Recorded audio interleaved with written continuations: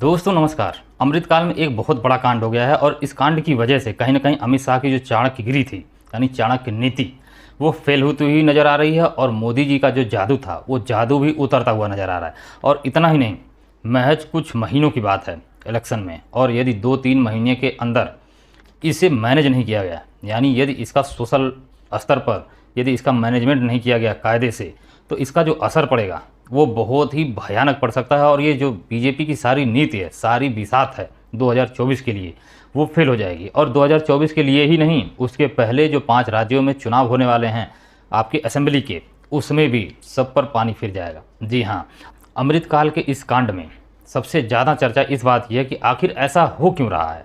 और ये सवाल सचमुच में बहुत बड़ा है। आपको भी ये विचार करना ही पड़ेगा कि आखिर ऐसी चीज़ें हो क्यों रही हैं और इन्हें संरक्षण दे कौन रहा है।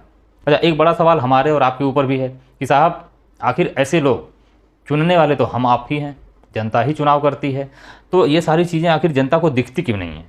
विधूड़ी के 25 साल का जो कामकाज है उसको यदि आप ध्यान देंगे, जो मैं अभी आपको बताऊंगा विस्तार से सारी चीज़ें, तो आपको ये समझ में आएगा कि ये कोई पहली बार नहीं है जब उन्होंने ऐसा कुछ बोला।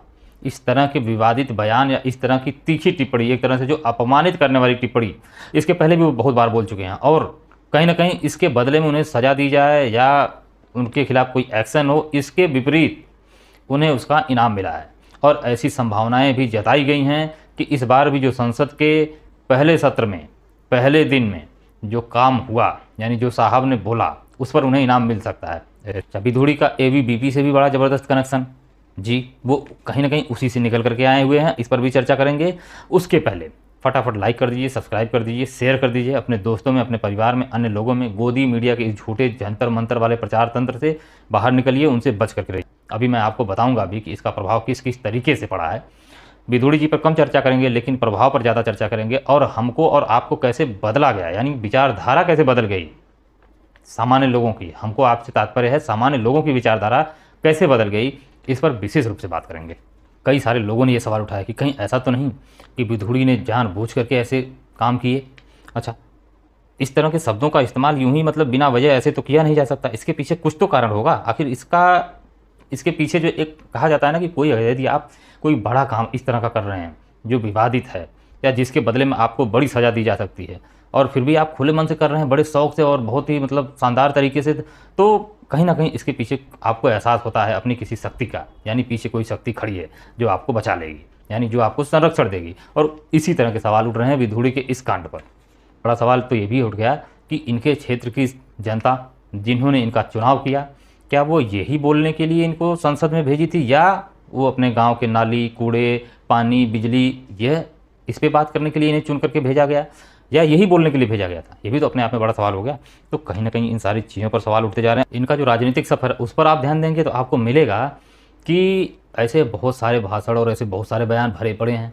तो सवाल ये उठ जाता है कि आखिर ये बीजेपी में इतना फलते फूलते क्यों जा रहे हैं, इन्हें कौन बचा रहा है, कौन संरक्षण दे रहा है। और एक सवाल ये भी है, अभी बहुत सारे लोग तो ये भी नहीं जानते कि विधूड़ी हैं कौन, इनका कार्य क्षेत्र कहाँ है, ये कहाँ के सांसद हैं, कहाँ से चुन करके आए हैं। तो ज़रा सा मैं आपको इस पर भी बता देता हूँ कि ये दक्षिण दिल्ली के सांसद हैं। जी, राघव चड्ढा को आपने सुना होगा। राघव चड्ढा और वो बॉक्सर विजेंद्र जहाँ से लड़े थे, ये उन्हीं के खिलाफ लड़ करके दक्षिण दिल्ली से सांसद हुए हैं विधूड़ी जी। और थोड़ा सा एक झलक आप देख लीजिए इधर, आपको ये समझ में आ जाएगा कि भाई साहब यानी श्रीमान सांसद महोदय जी क्या आप कह रहे थे। तो थोड़ा सा आसानी होगी समझने में उन चीज़ों को।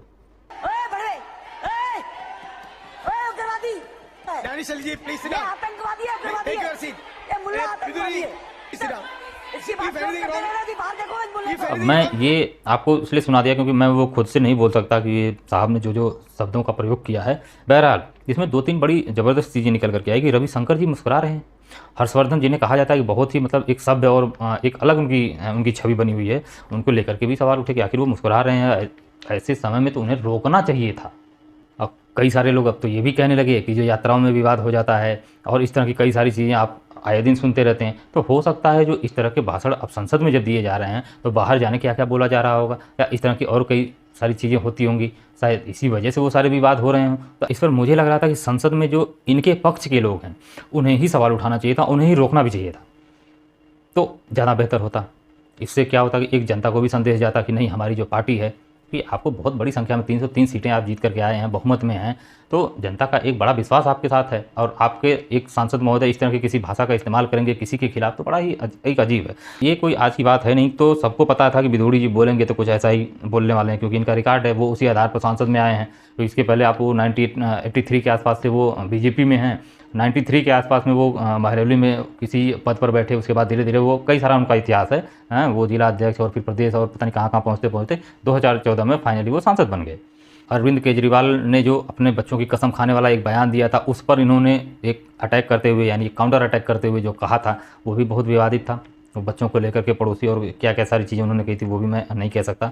अच्छा, अरविंद केजरीवाल को यदि आप देखेंगे तो उनके लिए आए दिन ये मतलब तू तड़ाम, ये फलाना ढिमकाना, वो ये तो भ्रष्टाचारी है, तो ऐसा है वैसा है, वो उनके लिए आता रहता है। वो उनका मतलब एक सामान्य ऐसा लगता है कि उनके लिए आम बात है, वो मस्त रहते हैं। अच्छा, इन्हें अपने क्षेत्र में यानी दक्षिण दिल्ली में इन्हें करीब 54% वोट मिला हुआ है।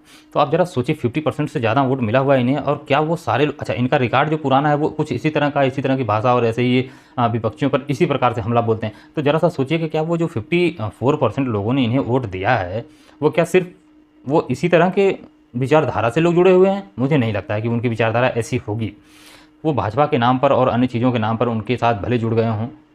मुझे लगता है कि अगले चुनाव में कहीं न कहीं यदि उन्होंने इस बात को गंभीरता से ले लिया, तो वो जो 54% है वो 4% ना हो जाए, क्योंकि उन्हें भी तो बुरा लगेगा, वो इसी समाज के हिस्सा हैं, सामान्य सभी लोग हैं, तो उनको भी तो इस बात का असर पड़ेगा। सबसे बड़ा सवाल अब यही उठता है कि आखिर ऐसा हो क्यों रहा है? कई सारी चीज़ें मैंने आपको 3-4 बता दी, कुछ मैंने और ऑलरेडी उनके वीडियोज़ थे जो मैं सोच रहा था कि दिखाऊँगा आपको, पर वो नहीं दिखा सकता आपको, क्योंकि वो इतने ज़्यादा ऊट-पटांग हैं कि मुझे लग रहा है कि मैं ना दिखाऊँ तो ही सही है। आप खुद से ढूँढ लेना साहब के बारे में और देख लेना, इनके पिछले 25-30 सालों के रिकॉर्ड जो है वो आपको मिल जाएँगे, कुछ ना कुछ तो मिल ही जाएँगे, बहुत ज़्यादा नहीं मिलेंगे तो आप बेहतर तरीके से शायद समझ पाएँगे। लेकिन ज़रा सा आप ये सोचिए कि इसका मुख्य कारण क्या है? ऐसी क्या चीज़ें हो गई? जनता है, लोग हैं, आखिर चुनती तो जनता ही है। किसी और कई सारे 10-5% और सारे इस तरह के फैक्टर काम करते हैं, लेकिन मेजर फैक्टर तो ये नहीं हो सकता ना। और भी तो कई सारे 54% वोट में से 10% 5% को मान लो कि वो लोग इस तरह की चीज़ों में नहीं समझ पाते होंगे या इस तरह से उग्र हो गए या किसी वजह से भावना में बह गए, तो उन्होंने इस आधार पर वोट दे दिया होगा इनको, ठीक है। लेकिन बाकी और सारे लोग तो ऐसे नहीं हो सकते। तो एक बहुत बड़ी सोचने वाली बात है कि आखिर ऐसी परिस्थिति में भी एक व्यक्ति इस तरीके से कैसे जीतता चला जा रहा है। लंबे समय से वो अपना एक स्थान बनाए हुए है राजनीति में, और वो उस तरीके से निकलते निकलते धीरे धीरे यहाँ तक पहुँच गया और आज संसद में खड़े होकर उन्होंने ये सब बोल दिया। कुछ लोगों का कहना है कि बीजेपी इनको पाल पोस रही है और बहुत लंबे समय से संरक्षण देती हुई है। बहरहाल विदुड़ी को इसका इनाम भी मिलेगा और वो मंत्री भी बनाए जा सकते हैं, इस तरह की कई सारी बातें कही गई। हालांकि मुझे ऐसा लगता नहीं है, क्योंकि मुख्य कारण जो इसका है वो आखिर जनता ही तो हो सकती है। आप नहीं चुनते अगर किसी को, आप यदि वोट नहीं देंगे, आप मान लीजिए कि आप अपराधी को वोट नहीं देंगे, तो मुझे कहीं ना कहीं ये लगता है कि राजनीति से अपराधीकरण जो है वो धीरे धीरे कम तो हो ही जाता है। यदि आप नहीं चुनेंगे, वो हार जाएंगे, तो उनको कौन टिकट देगा? तो फिर कहीं ना कहीं 10-5% लोग तो मान लीजिए भावनाओं में बहकर और जिस तरीके से भी इधर उधर हो जाते हैं, वो एक अलग बात है।